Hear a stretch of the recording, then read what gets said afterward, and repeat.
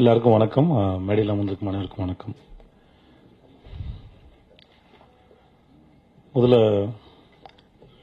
Document film எடுத்த ராஜீவ் காந்திக்கு என்னுடைய மரியாதை கலந்த வணக்கம்.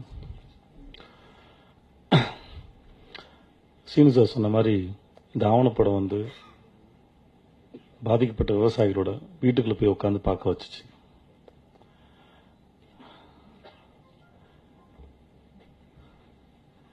இது யாரால் நடக்குது, எதனால் நடக்குதுன்னு ரொம்ப நாளாக பேசிகிட்டே இருக்கோம். நம்ம போராடுற முறை இதெல்லாம் அவங்களுக்கு ரொம்ப பழகி போச்சுன்னு நினைக்கிறேன்.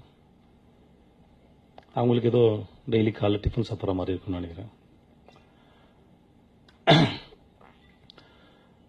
இந்த ஆவணப்படம் லிங்கசாமி சார் சொன்ன மாதிரி இன்னும் கொஞ்சம் சின்னதாக மாற்றி இன்னும் பெருவாரியான மக்களை போய் சேரணும் அப்படின்னு நினைக்கிறேன். போராடுற முறையிலையும் புதிய மாற்றங்கள் வரணும்னு ஆசைப்படுறேன்.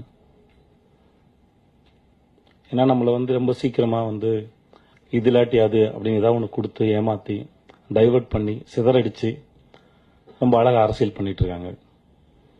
இதை போராடுறவங்களும் புரிஞ்சுக்கணும். போராடப்படுற முறையும் மாறணும். என்ன ஆளுங்க மாறிட்டே இருக்காங்க, ஆனால் நம்மளோட நிலைமை மட்டும் மாறவே இல்லை. அதுக்கு போராட்டத்தை வழி நடத்துகிற தலைவர்கள் யாராக இருந்தாலுமே சரி, அதை அடுத்த கட்டத்துக்கு கொண்டு போகணும், இல்லை புதிய வழிமுறைகளை சிந்திக்கணும் நான் வேண்டி கேட்டுக்கிறேன். இது யாரோ எப்பயுமே மரணத்தை பற்றி சொல்லும் போது இன்னொருத்த வீட்டுக்கு நடக்குது, நம்ம வீட்டுக்கு வரும்போது பார்த்துக்கலாம் எல்லாரும் நினச்சி உட்காந்துட்டு இருப்பாங்க. தான் வீட்டுக்கு அதோ தட்டும் போது ஐயோ அம்மா நடிச்சுட்டு அழுவாங்க. அது வரைக்கும் பொறுத்து இருக்காம இது இன்னொரு கட்டத்துக்கும் போகணும் அப்படின்னு வேண்டி கேட்டுக்கிறேன். ரொம்ப நன்றி.